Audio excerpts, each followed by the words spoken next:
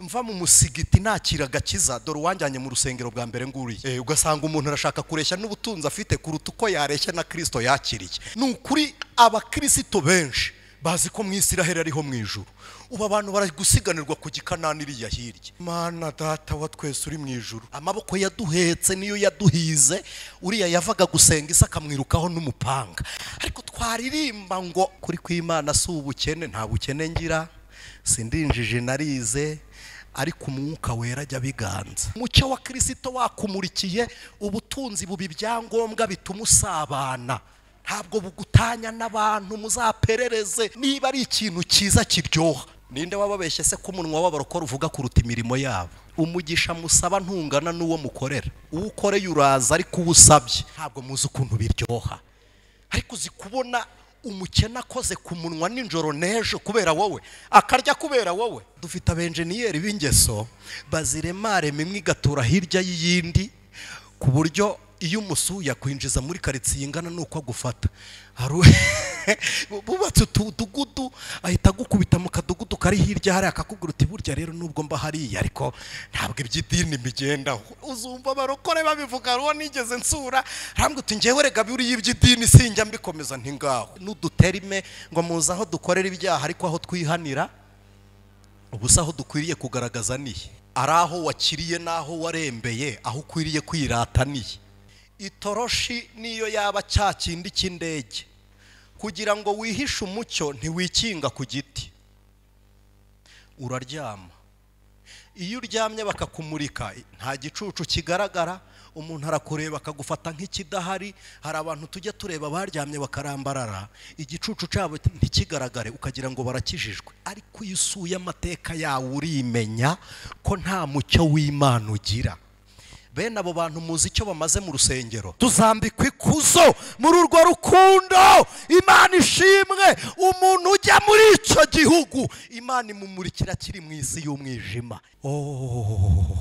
Kristo atinyuke guhamagara Abudurukarimu ngo ngwino ubu umubwiriza butumwa.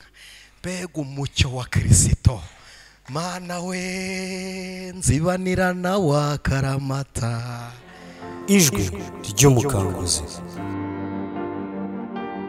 Kandi abari bicaye mu gihugu cy'urupfu no mu gicucu cyarwo baramurikirwa n'umucyo.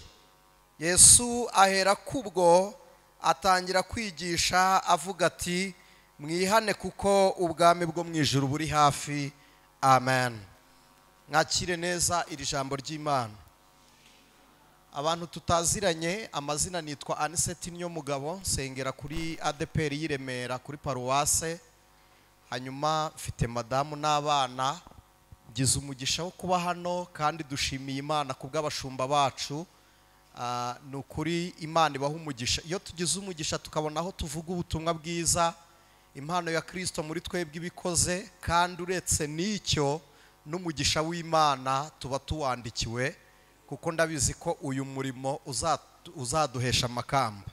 Rero dushimiye na mushiki wacu Esther, Imana imuhe umugisha, yabigizemo uruhare ngo tube turi hano. Imana imuhe umugisha. Dusomye ijambo ry'Imana, ntabwo turi buze gutinda, ariko nabwo nta mwanya w'imfabusa umuntu yumva cyangwa avuga Imana. Nasomye ijambo ry'Imana rirambwira ngo nk'uko imvura na sheregi bimanuka biva mu ijuru bigatosa ubutaka, ngo niko n'ijambo ry'Imana ritajya risiga ubusa ridasohoje icyo Imana yaritumye. Imana ishimwe. Dufite insanganyamatsiko ivuga ngo Yesu aramurika. Imana ishimwe ko mwabyise muri ubwo buryo ko kumurika no kuba umucyo ni ibintu bibiri bitandukanye. Mumbabarire wenda hari ndaza kubisobanuraho, ariko gatoya. Dusomye ubutumwa bwiza bwa Yesu bwanditswe na Matayo. Uyu Matayo yabaye umwigishwa wa Kristo ahamagawe kubwo gutoranya kw'Imana. Yesu amusangaho yasoresherezaga, batubwira ko yari umubitsi, yari trezoriye, yari umusoresha, ariko anabika ibyo yasoreshejwe.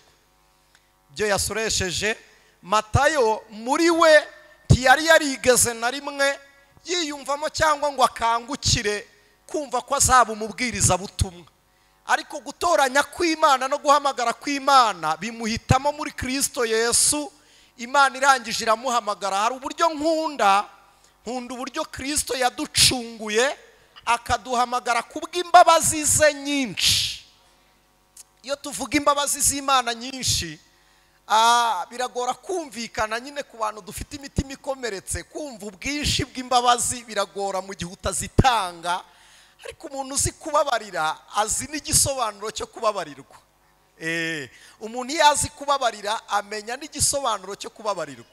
Rero imbabazi nyinshi nyinshi nyinshi Kristo yatugiriye yatumye ducungurwa nta invitation. Ntabwo twigeze twandikira Kristo ngo azaducungure, ntabwo twasabye Imana, yewe ntitwari tuyifite, ntitwari tuyizi.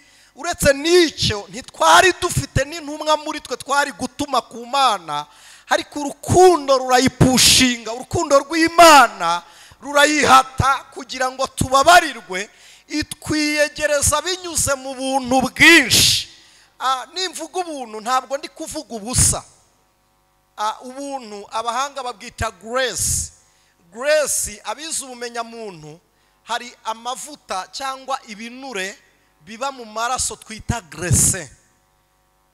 Ibi binure twita grace nibyo bituma uruhu rwacu rucya, bigatuma amagufwa atibana tukakora muvoma, bituma tugenda nta kibazo, kandi bituma n'amaraso atavura, bituma amaraso akomeza gutembera neza mu mubiri. Ndi kuvuga kuri ayo mavuta yo mu maraso bita grace. Hanyuma aya mavuta yitwa grace, ababyise grace, ababyise ubuntu, bashingiye ku maraso yo mu mutima wa Kristo yamenwa n'icumu ryamutewe mu rubavu, hagaturumbuka mu isoko y'amazi avanze n'amaraso. Aya mazi avanze n'amaraso babyise ubuntu. Kubw'ayo deja ni nko kuvuga aya mavuta yo mu maraso niyo atuma igufwa rigira umusokoro. Hanyuma umusokoro nibwo buzima bw'amagufwa n'imitsi, kuko ni nabwo butuma amaraso aboneka. Rero iyo tuvuga ngo ni ubuntu bwa Kristo twagiriwe, Yohana yarabyanditse mu gice cya mbere 16 aravuga ngo kandi bimwuzuye nibyo twahaweho twese, ngo ni ubuntu bukurikira ubundi.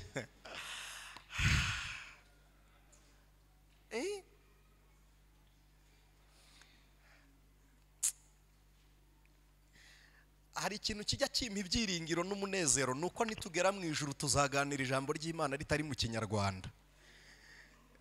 Tuzariganira riri mu mvugo nyayo y'Imana.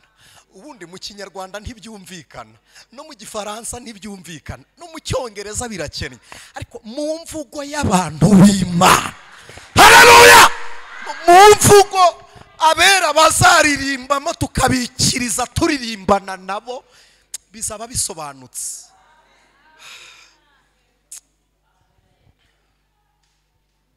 Nkunda kumva amakuru y'umurwa uri kuratagera ibyago, kandi umucyo n'umwana w'intama w'umusumba. Hari uburyo tuzaganiramo bitari mu Kinyarwanda. Tuzavugana mu mvugo y'abakiranutsi, mu mvugo y'abera. Namwe nimwumva ukuntu ururimi rw'Umwuka Wera ruryoha ku bantu baruvuga n'abarwumva babikunze. Noneho mutekereze kuzaruvugamo tudatuza, ari uko turuvugamo kandi tukumvikana. Ibi bintu biraryoshye we.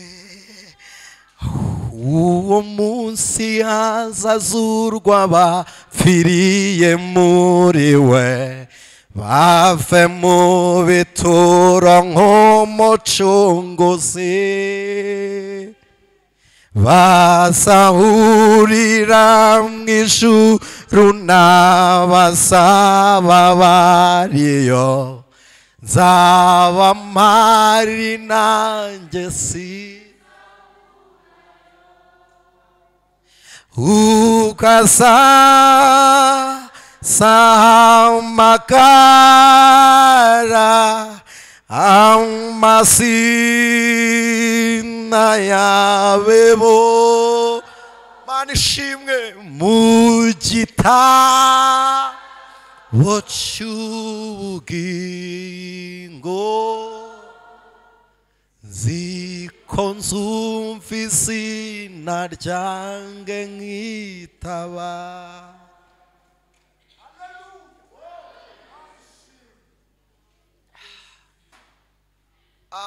Ubuntu buhebuje byose bwatumye Christo atubera urumuri. Hari ikintu mutazi, reka nkababwireho gato. Urumuri mwebwe muracana mukora kuri entrebuteri ukabona itara riratse ugahita ugira ngo nibyo gusa. Hari abize shimi, hari icyo bita foto. Aha, murakoze. Iyo urumuri ruje kugira ngo rutange umucyo, rurabanza rugatwika turiya tuntuze, akaba ari two tuzana reflection. Deja turakubita umucyo uturutse mu rumuri ufata kuri utwo tuntuze, hanyuma mu gushya kwatwo, iyo turi gushya nibwo tubona umucyo. Umucyo wa Christo nawo ntabwo yaje ngo ahita amurika, yagize ibyo ashingiraho kugira ngo abitwike. Namara kubitwika, ishusho nyayo, ishusho ye ya Christo igaragara ari umucyo, ariko yifashishije ibitagaragara byo mu isi y'inaha. Ariko Imana ni igitangaza kugira ngo ashyire ku mugaragaro ibigaragara byo ku mutima w'Imana. Ubundi mu isi y'inaha ntabwo twabarwaga. Mfite chaîne y'ubutumwa bwiza iba kuri YouTube yitwa Ijwi ry'Umukanguzi TV. Maze iminsi meze nk'umuntu uri kurwana n'abakristo batamenye umurimo wa Christo uwo ari wo. Hari abantu maze iminsi nganira nabo, kandi n'ubu ndumva bikindi ku mutima. Umurimo Christo yakoze sinshobora gukora ikosa ryo kuwitirira abayuda cyangwa umuryango wa Yakobo. Oya, haleluya. Kugira ngo ducungurwe, Christo yatanze amaraso. Kugira ngo mwumve agaciro k'amaraso, umutekano mufite mu gihugu cy'u Rwanda ugurwa amaraso, iterambere mufite rigurwa umusoro.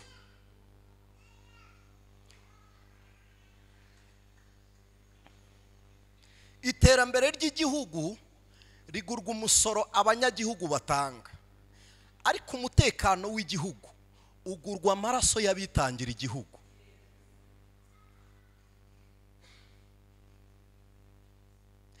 Mwambabarira aka kantu nkakababwira. Hari amaraso agomba kumeneka, amaraso y'abitangira abandi. Ayo maraso arameneka rwose. Hari abantu bitanga tugasirimba tunezerewe ninjoro, hari undi waraye akanuye kugira ngo wuze gusirimba utuje. Ukabyuka mu gitondo ugenda, hari undi waraye gutunganyiriza inzira unyuramo kugira ngo nuza kugenda ku manywa bibe bitunganye. Ayo ni amaraso. Hari n'andi maraso ameneka rero y'abadashaka umutekano w'abagenerwa uwo mutekano, agomba kumeneka. Itandukaniro ry'umutekano n'amahoro nuko kugira ngo twebwe tubone agakiza, Christo yamennye aye personnel. Nkundi ijambo Napoleon yavuze, yararimo agenda afite urugendo atambuka, abamubanziriza imbere bagiye gukura abantu mu muhanda, basanga umuntu arimo arasenga. Ari gusenga baramukubita, baramugutifa hano, arababwira ngo mpafite iminsi 3. Akwitera ngo utifa mu muhanda, aravuga ati mfite iminsi 3 ndi gusenga Christo. Basubira inyuma baramubwira umugabo uri hariya twakubise hafi no kumwica ari gusenga Yesu. Napoleon arababwira ngo uwo muzahura nawe ari Christo Yesu ari kuvuga, mujye mumureka ngo kuko twebwe ubwami bwacu bukomezwa no kumena amaraso y'abandi, ngo ari ku bwa Christo bwakomejwe nuko yamenyaye.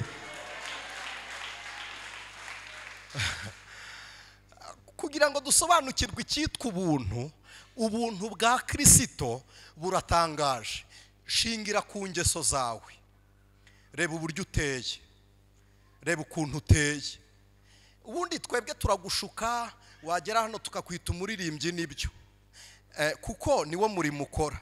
tukakwita umubwiriza butumwa n'Anicet nyine mwamwemvise yaje, none tukakureba tukakwita titre y'imirimo ukora, ariko wowe ubwawe mu ibanga ryawe uzi icyo uri cyo twe tutazi.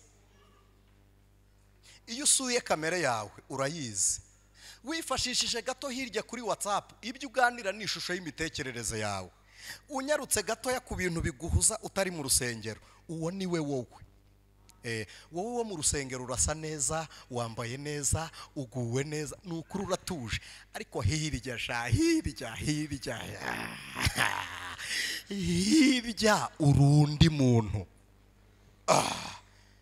Tuvugisha ukuri, abaturanyi bawe barakuzi, umugabo mubana n'umugore mubana barakuzi. Nigeze nava mu giterane muri Kenya, nza numva nuzuye amavuta, numva nezerewe. Twari tumaze iminsi tubwiriza ku ijambo ry'Imana rivuga ngo hahirwa abapfa bapfira mu mwami. Umwuka nawe ngo baruhuke imiruho n'imihati, imirimo yabize ibahe. Ubwo uzaherekezwa n'uwuhe? Uyu wo gutanga amaturo uroroshye. Gutura biranaryoha. Mvuye yongera mu rugo, sanga madamu yagwije urugwiro, yahuje urugwiro n'abandi babyeyi bari kumwe, ansuhuza ameze nk'umuntu uhuze.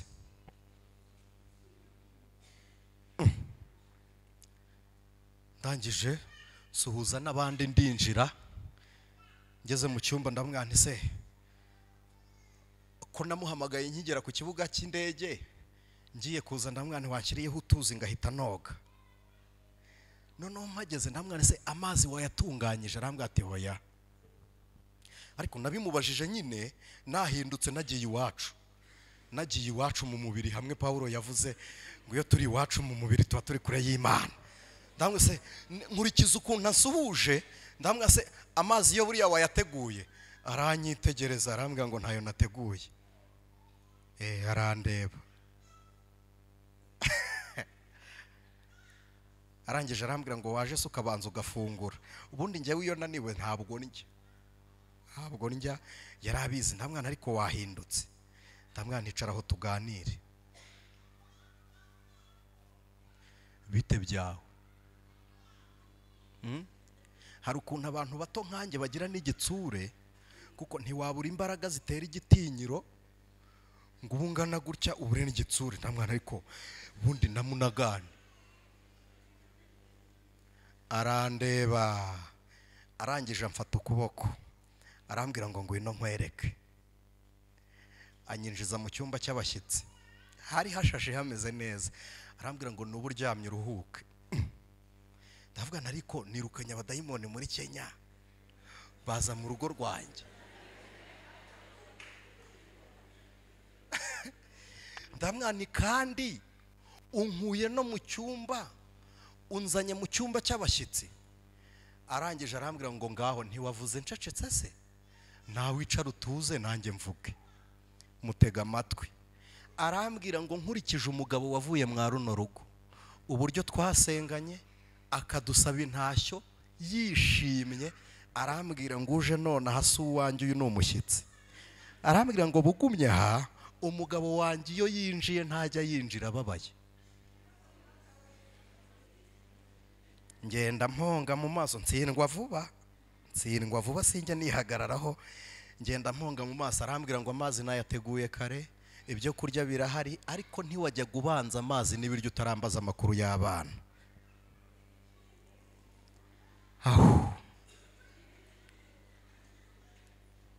Arambwira ngo narebye mudujemo, ndavuga ni niba atari umunaniro nta kandi kabazo, ako ni ngewe ukababwiye, hanyuma se wowe urinde. Ubundi abarokore n'abana beza mufashwa n'ubuhamya bw'abandi, ariko iyi Imana iri kubuturemeraho muba mwatwanze urunuka. Iyi Imana iri kuremeraho umuntu ubuhamya, ntumuha n'umwanya ngo anakubwire, yimuremeraho ubuhamya. Ariko iyo abuvuga Imana yaraburemye, urabwumva ukavuga uti gumaho, tifatiraho utitubwira n'akandi nuko abarokore bameze. Nawe sura wowe wanyawe urebe ubuntu bw'Imana butuma Imana ikwihanganira nawe kwihangana utabigira. Kristo akatwihanganira natwe ubwacu kwihangana. Wumve izo mbabazi, wumve ubwo buntu, wumve urugero rw'imbaraga z'agakiza Imana yashize muri Kristo. Paulo yaravuze ngo biragoye gupfira umukiranutsi, ngo kanswe umunyabyaha, noneho Yesu araza aradupfira arapfa. Maze iminsi ndi gusetsa abantu kuri cano nababwiye yitwa Ijwi ry'Umukanguzi nkoreraho ubutumwa, ndi kubabwira ngo Aburahamu si umwisiraheli. Kandi koko Aburahamu ntabwo ari umwisiraheli, na Isaka ntabwo ari umwisiraheli. Umwisiraheli ni Yakobo wiswe Isiraheli n'abana byara, ariko Aburahamu ntiyari umwisiraheli. Yizera Imana, ntabwo yizeye iyo mu gihugu cy'iwabo abakarudaya bari babi. Yizeye Imana yo mu ijuru, bimuhwanira no gukiranuka. Uko kwizera Aburahamu yizeye Imana itavuka iwabo, niko kwizera natwe twizera Imana itavuka inaha. Byamuteye kubyara urubyaro rwitirirwa Imana. Hari akantu kajya kantera ishyari. Hari abana twari turi kumwe bari gusenga, bahera ku gisekuru cya kangahe hirya, bava kuri sekuru ubyara se, bavuga ngo yari umukozi w'Imana. Hari akantu mujya mwumva kanditse muri Bibiliya kavuga ngo ndi Imana ya sogokuruza. Aka kantu numva Imana yazakambwirira umwuzukuru we, kavuga uti ninjye Imana ya sogokuru Anicet.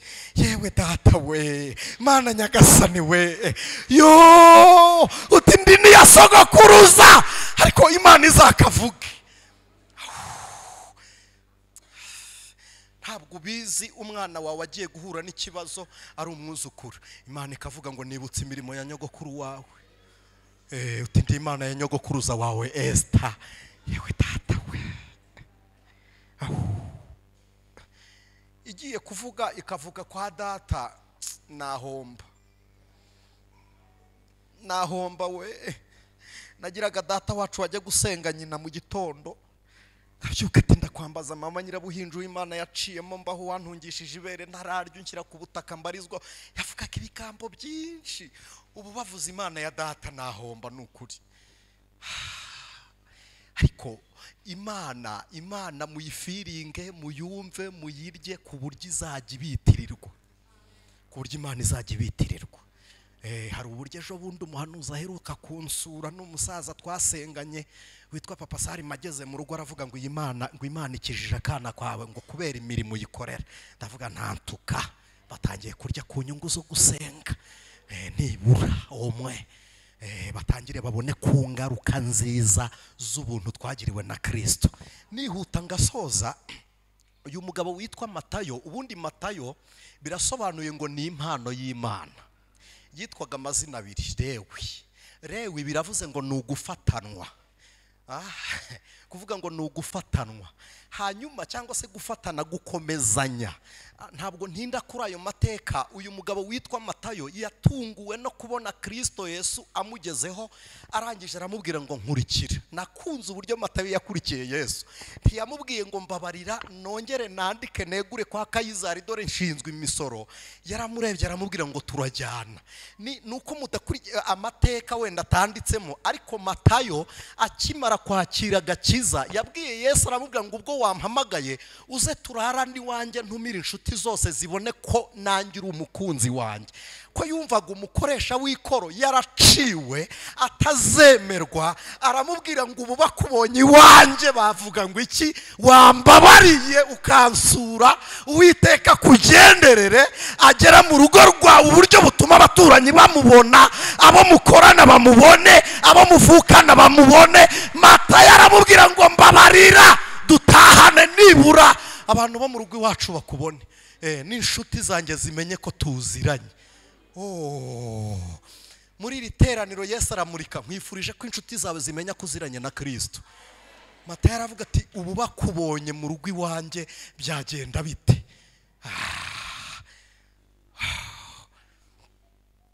Imana ishimwe. Yesu ajya kwa Matayo, ajyayo ararayo. niho ba Natanayeli babarije Yesu amashira kinyoma ababwira iby'umwuka uburyo ugenda uhuha utanga ubuzima womora. Mata yaravuga utuwama abashyitsi baganira ibi. Imana ishimwe. Uyu munsi usura umuntu akakubwira inkuru z'umuturanyi n'ibitagenda by'abantu bagira icyo bapfa. Ngira umuntu abicyangugu ajya mbangamira. Haramamagara kandi uti naba nawe. Ese habaye iki kandi ngo babandi n'indyarya. Wamba bari ukandinda icyo kiganiro koko ukambwira bakugiriye neza. Abantu mudafite ibyo muhuriyeho ukabubaritse nibura. Mata yaravuga ati nkurikije ibiganiro byavugirwa ahangaha uwampa abandi baganira nk'uko uganira.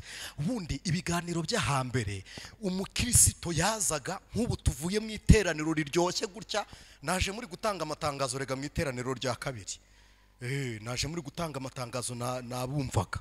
Noneho mu iteraniro riryoshye ritya rimeze ritya ubundi yagendaga mu gitondo cy'undi munsi akagenda avuga ati wumvishe rya jambo rivuga ku buntu bwa Kristo. Abantu bakirirwa baganira ubuntu bwa Yesu bakavuga ubuntu. Dore uwamvanye mva mu musigiti nakiraga kiza. Dore uwanjyanye mu rusengero bwa mbere nguriye. Imana imuha umugisha.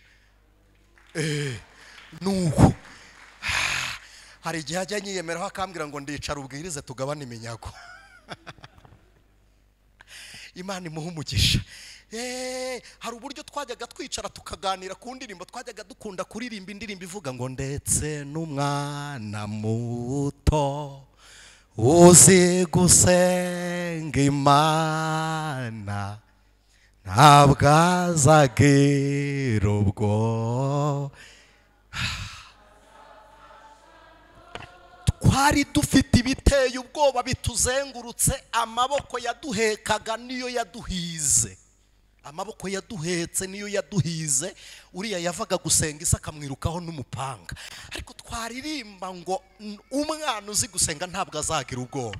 Twarangiza tukabwirizanya ubwoba nibushire Kristo azabana natwe.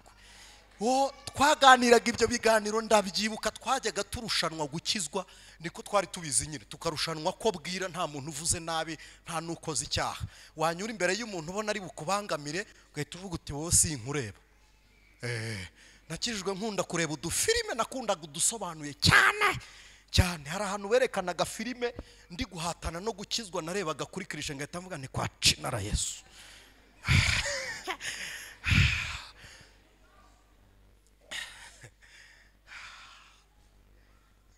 Tagambuga ndi toka satani cinara Yesu.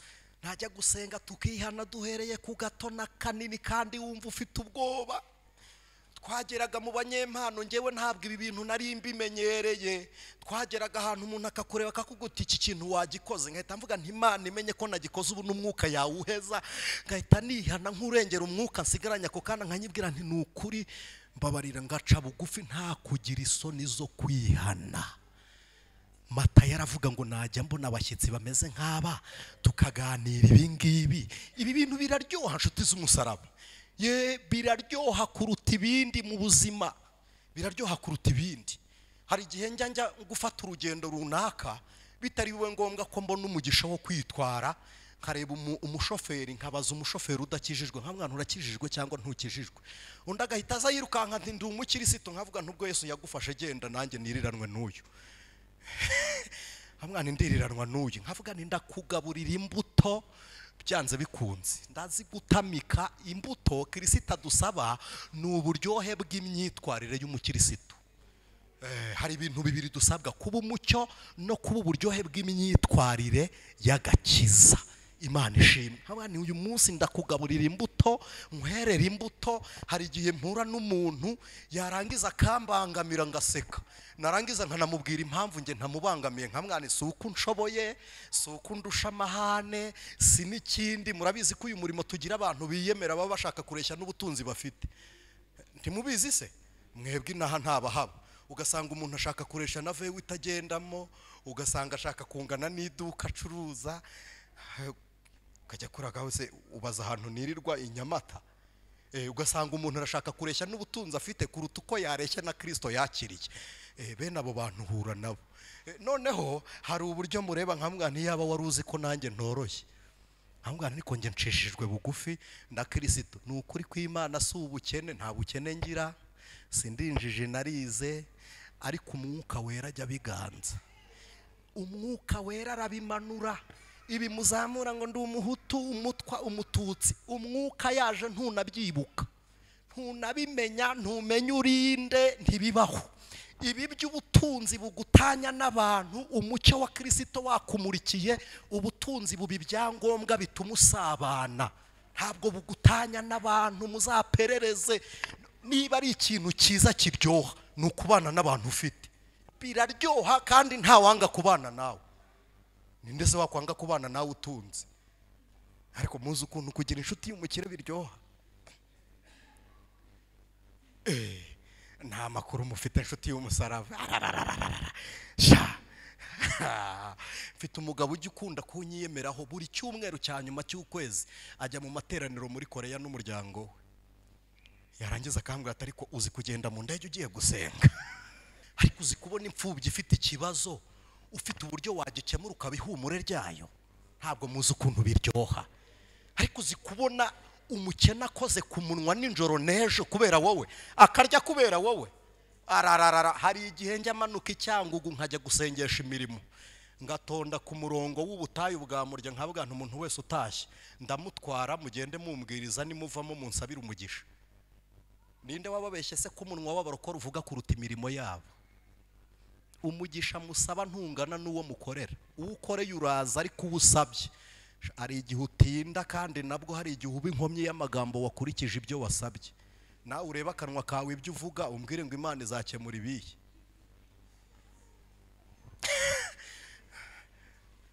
Murakoze. Mata yaravuga ngo hari abantu, na Yohana yarabyanditse, uretse na Yohana na Yesayi yarabivuze, aravuga ngo bari bicaye mu gicucu cy'urupfu, bari no mu gihugu cy'urupfu. Ni ibintu bibiri bitandukanye. Igihugu cy'urupfu bari abanyamahanga batarizera kuri kavukire ya Isiraheli. Ni twebwe twari mu gihugu cy'urupfu. Kuba mu gihugu cy'urupfu ni igisobanuro cy'uko twari dutuye mu rupfu, kuko igihugu niho umuntu atura, dutura mu gihugu. Ni igisobanuro cy'uko hari abantu babaga mu rupfu batuyemo. Ariko yandikira n'Abayuda b'Abisiraheli aravuga ngo ndetse n'abandi bari mu gicucu cy'urupfu. Biravuze ngo ntimwapfuye, ariko rugendana, urupfu rugendana namwe. Ntimuzi igicucu se? Hari igicucu cy'umuntu cyabaho se umuntu adahari? Niba gihari kiri inyuma, ni igisobanuro cyiza cy'uko urupfu rukuriho. Ariko kandi aravuga ngo abo ngo babonye umucyo, ngo none uyu munsi baramurikiwe. Mana ishimwe. Yarabihanuye Yesaya 60 aravuga ngo byuka urabagirane, kuko umucyo wawe uje, ubwiza bw'Uwiteka bukaba bukurasiye. Aravuga ngo byuka, byuka.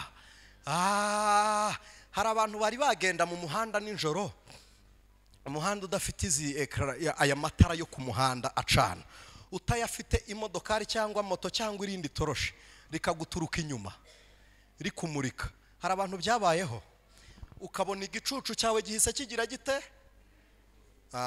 Murakoze. Ubwo mwakabonye muranyumva. Iyo umuntu ari kure y'umucyo, igicucu cye kiba kirekire, ku buryo ashobora kuba muri korari ariko ni hirya iriya aba afite igicucu kinini, ku buryo agira ukuboko gukorakora no kuvunja amaraso, akagira no gutanga ituro. Aba afite ukuboko kurekure iyo ari kure y'umucyo. Ariko namwe mumbwire niba byarababayeho.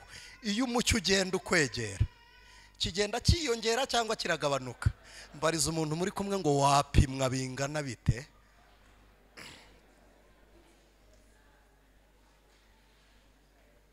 Ariko muzi ko tugira abantu bakunda indirimbo zihimbaza n'abakunda za zindi zibishe kandi bose baba gusenga. Uzi ko dufite abantu bafite igicucu kirekire wowe bagaterana ahantu simubabwira hari ikipe sinyibutsa neza iyo yakinaga yayoboraga amateraniro n'ibyo yayoboraga yayacyuraga ku isaha umukino uri gutangira imbere dufite abantu barangije baba barebare b'agasozo kandi ikintu gitangaje umuntu wakuye n'umupima impagarike aba mugufi mu buhagaze ahubwo akaba muremure mu murambaro sisi ikinyarwanda mubabwiye nabi umuntu wakuye se aho aba muremure ni mu buhagarike cyangwa ni mu butambike si kubabarije umuntu ureshya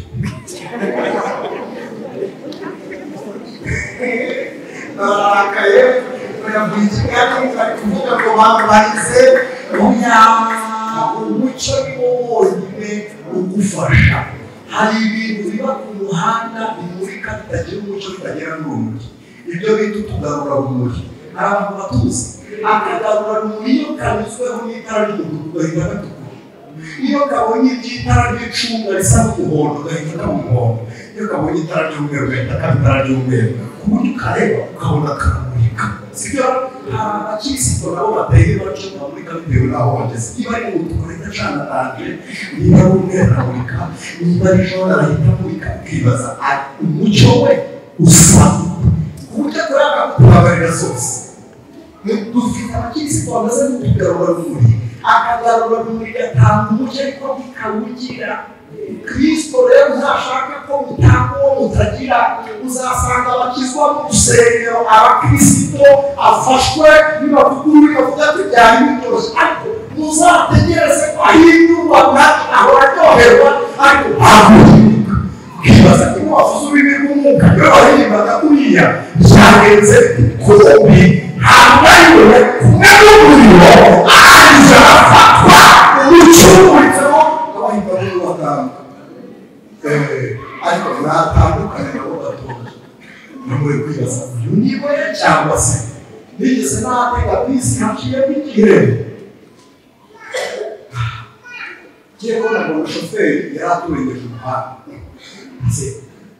nari nicaye ku ntebe y'inyuma ya shoferi yamuzanye umuvandimwe gusinzira se twaguteye ubu arangije arambwira ngo oya ngo nibyo narebaga muri metariyeri ndebye inyuma mbona mushiki wanjye mwihagarara bivuge gutyo yicaye nabi natwara kugira ngo shoferi atuhe kuriya mukobwa mwinshi uhagaze gato byimuka nagenda mbwira uwo mukobwa yicaye ku gatebe ko hagati azanye wakibutse se kwicara hariya ahita aseka ngo burya ngo nisego urazi ngaho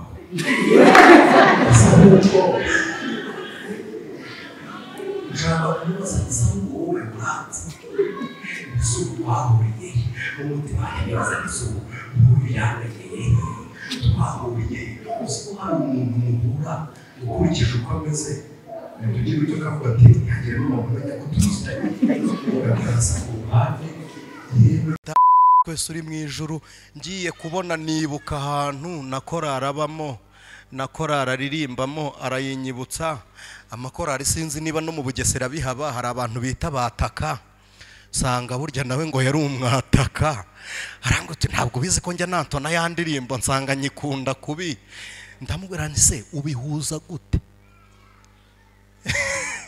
burya ujya ubicomekeranya bigakunda uzi ko dufite abenjeniyeri b'ingeso baziremare mimwe igatura hirya y'iyindi ku buryo iyo umusuye akwinjiza muri karitsiye ingana nuko agufata bubatse utudugudu ahita agukubita mu kadugudu kari hirya hari akakubwira uti burya rero nubwo mba hariya ariko ntabwo iby'idini bigendaho uzumva abarokore babivuga ruwo nigeze nsura arambwira uti ngewe rega buriya iby'idini sinjya mbikomeza nti ngaho none se nutabikomeza kandi nanjye nararihunze nkaza muri iryawe kandi wowe ko hamaze iminsi nge nkabanje ejo bundi niviriye mu musigiti ubwo nge nimbyoroshya nzasubira he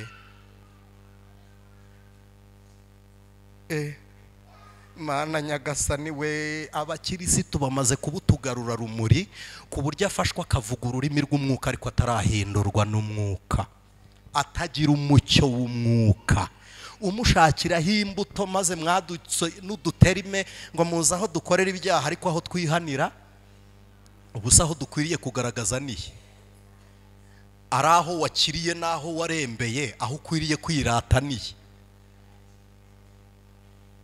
Mana nyagasani, Yesaya aravuga ngo kugira ngo mumurikirwe ni mubyuke. Umuntu wese ushaka kwihisha umucyo, itoroshi niyo yaba cyakindi cy'indege, kugira ngo wihishe umucyo ntiwikinga ku giti, uraryama. Iyo uryamye bakakumurika nta gicucu kigaragara, umuntu arakureba akagufata nk'ikidahari. Hari abantu tujya tureba baryamye bakarambarara, igicucu cyabo ntikigaragare ukagira ngo barakijijwe, ariko iyo usuye amateka yawe urimenya ko nta mucyo w'Imana ugira. Bene abo bantu muzi icyo bamaze mu rusengero, bariho ngo itorero niritaha bazavuge ngo ryari rihari. Uzabasanga bajya gusenga bakavuga ati se kuki batakirondora, kuki batakirondora? Kumbe Imana nayo izi aho tugeze, izi ibihe turimo, irabizi ko umurondoye n'ubundi asanzwe atemera yakujyana mu rukiko. Imana ikavuga iti iturize mwana wanjye uze kugira ibihe byiza, nubwo muri kumwe. Wakagira ngo ni impano zitakibaho, zirahari, nuko Imana yatuje kugira ngo uzabe umuhamya w'uko yigeze iboneka. Ikiruta shaka umucyo wa Kristo. Dusengana Imana. Uzi ko muri ino minsi Isiraheli iri kurwana na Gaza, nasanze abakizwa benshi bari bazi ko mu ijuru ari muri Isiraheli. Mana nyagasani, nukuri abakristo benshi bazi ko mu Isiraheli ariho mu ijuru. Ubu abantu bari gusiganirwa ku gikanani iriya hirya. Mana data wa twese uri mu ijuru, yewe we, hariho igihugu cyiza kitari ubutayu, kitarimo inyanja y'umunyu, kitarimo amakuba n'ibigeragezo, kitarindwa n'ibifaro, kiri protege n'icyubahiro cya Kristo. Haleluya! Hari igihugu cy'abakiranutsi, ururembo rwera, amaso y'Imana niwo, umucyo w'Imana niwo uhamurikira. Aho tuzagera tukambara ubwiza. Imana ishimwe. Muririmbyi yabyise ikuzo, tuzambikwa ikuzo muri urwo rukundo. Imana ishimwe. Umuntu ujya muri icyo gihugu, Imana imumurikira kiri mu isi y'umwijima, irakumurikira ikavuga ngo reka nkwaranje aho uri ntihabona. Ubwo aho uri kujya habona, wiza amaso yarahumye kubera igicuku, reka nkumurikire kare, kaguha umwuka wera, kagutakira ngo uhe ubuzima bw'abinaha. Nubwo uri iyo pfo, ariko inaha tugira uburyo tubaho, akira imibereho y'inaha akagutehereza ubugingo, yarangiza akakubwira ngo akira umucyo wanjye.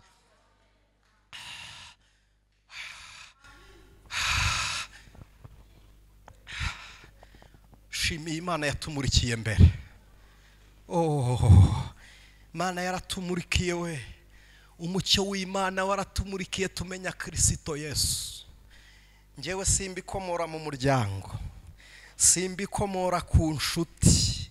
Imana yampamagaye ndi mu bana benshi, irambwira ngo ndi Uwiteka Imana yawe, ndaguhamagaye kugira ngo nkorere. Muririmbyi yaravuze ngo wanciye iki Yesu. Kristo atinyuke guhamagara Budurukarimu ngo ngwino ubu mubwiriza butumwa. Mbega umucyo wa Kristo. Mana we, nzibanira na wakaramata. Ndakurahiye Yesu we, ndakurahiye sinzakuvaho. Kuko yangiriye neza. Papa niwe utwara abatware, ibyo byose ni ibyirato. Ayiwe, ndakurahiye Yesu we, ndakurahiye sinzakuvaho.